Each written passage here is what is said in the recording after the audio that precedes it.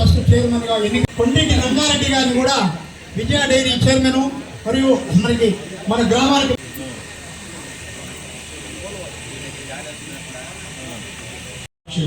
మనస్సాక్షిగా ప్రమాణం చేయుచున్నాను.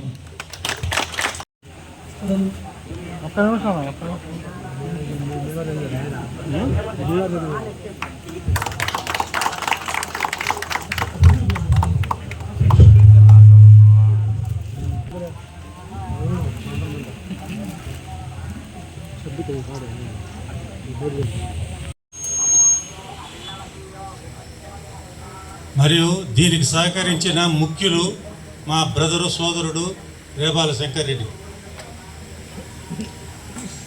తర్వాత దీన్ని కంటిన్యూ చేసేదానిగా బోర్డు సభ్యులందరూ నాకు సహకరిస్తారని కోరుకుంటున్నాను.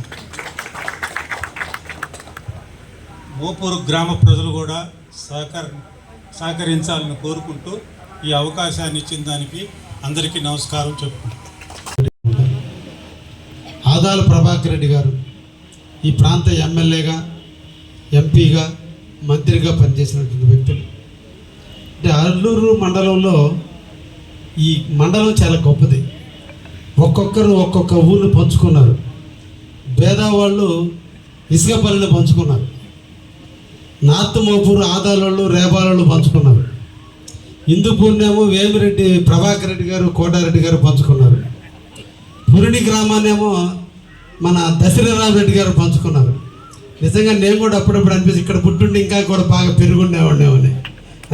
అంటే ఈ నీళ్లు, ఈ నేల ఒక పవిత్రమైనటువంటి ప్రాంతం. అటువంటి అందుకే అల్లూరు అయ్యారు కాబట్టే ఈరోజు ఎమ్మెల్యే కాగలిగా. అంటే అల్లూరు అంత పవిత్రం. ఈ సందర్భంగా కూడా ఈ చారిటబుల్ ట్రస్ట్ అందరూ కొంతమంది ఎదుటి వాళ్ళకి సేవ చేయడానికి పుడతారు, కొంతమంది కీర్తి కోసం పుడతారు. నిజంగా రేపాల కోదండరామరెడ్డి గారు కూడా విజయ డైరీ చైర్మన్ మరియు మనకి మన గ్రామానికి మనస్సాక్షిగా ప్రమాణం చేయుచున్నాను.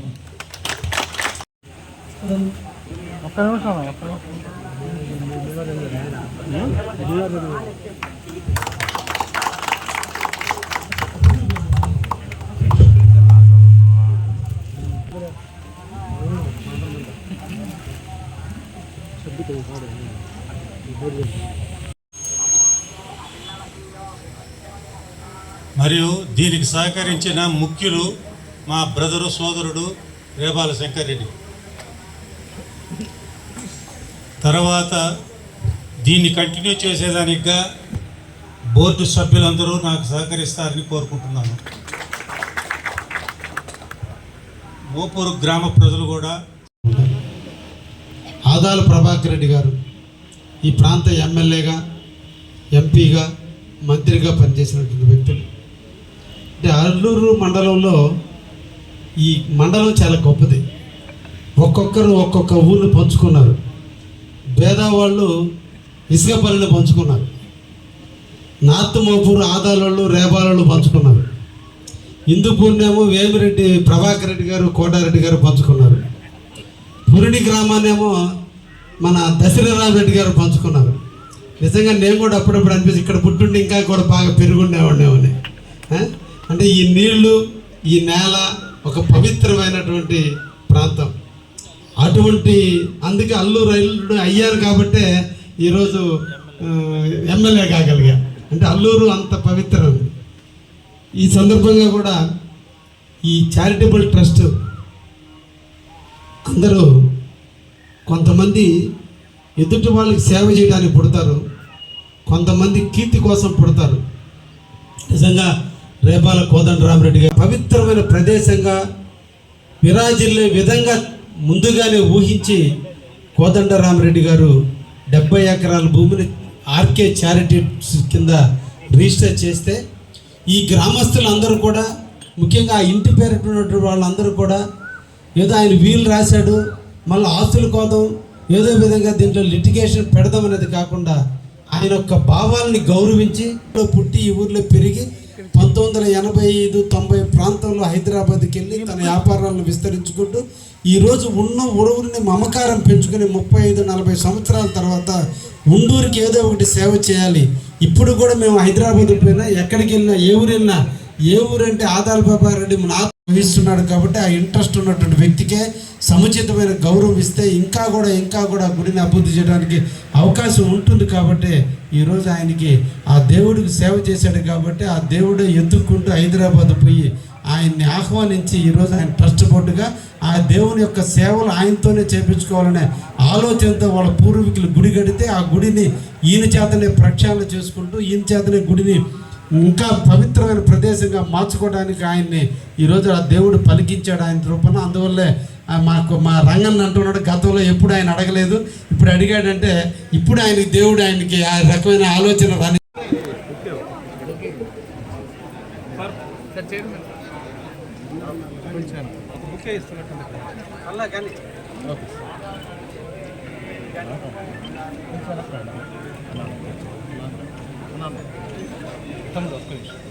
మళ్ళీ మీ కాల పరిమితి 2 సంవత్సరాలు ఉంటుంది. ఈ ట్రస్ట్ బోర్డుకి 2 సంవత్సరాల పాటు ఇప్పుడు ఉన్నటువంటి సభ్యులు అందరూ కూడా ఉంటారు.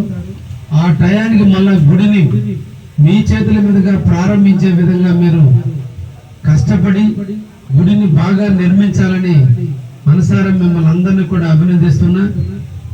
ఒక మంచి కలియుగ దైవమైనటువంటి వెంకటేశ్వర స్వామి ఆశీస్సులు మనందరికీ కూడా నిండుగా ఉంటాయని, ఈ గ్రామం ఎప్పుడని ఆయన దర్శనం మనందరికి కూడా ఆనందాన్ని ఇస్తుందని, ఆయన దీవెనలు ఈ గ్రామానికి ఎప్పుడు కూడా ఉంటాయని మనసారా కోరుకుంటూ సెలవు తీసుకుంటున్నా. ధన్యవాదాలు.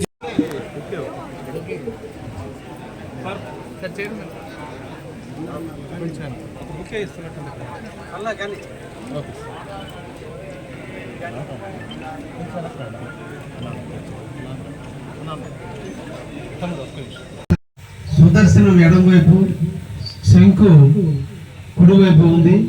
అంటే మన ప్రాంతంలో ప్రసన్న. మళ్ళీ మీ కాల పరిమితి 2 సంవత్సరాలు ఉంటుంది. ఈ ట్రస్ట్ బోర్డుకి 2 సంవత్సరాల పాటు ఇప్పుడు ఉన్నటువంటి సభ్యులు అందరూ కూడా ఉంటారు. ఆ టయానికి మళ్ళా గుడిని మీ చేతుల మీదుగా ప్రారంభించే విధంగా మీరు కష్టపడి గుడిని బాగా నిర్మించాలని మనసారా మిమ్మల్ని అందరినీ కూడా అభినందిస్తున్నా. ఒక మంచి కలియుగ దైవమైనటువంటి వెంకటేశ్వర స్వామి ఆశీస్సులు మనందరికీ కూడా నిండుగా ఉంటాయని, ఈ గ్రామం ఎప్పుడు కూడా అష్ట ఐశ్వర్యాలతో సుఖశాంతులతో ప్రజలందరూ కూడా ఆనందంగా ఉండే విధంగా ఆ వెంకటేశ్వర స్వామి ఎప్పుడు మన ఊరిని కాపు కాస్తూనే ఉంటాడని, ఆయన దర్శనం మనందరికి కూడా ఆనందాన్ని ఇస్తుందని, ఆయన దీవెనలు ఈ గ్రామానికి ఎప్పుడు కూడా ఉంటాయని మనసారా కోరుకుంటూ సెలవు తీసుకుంటున్నా. ధన్యవాదాలు.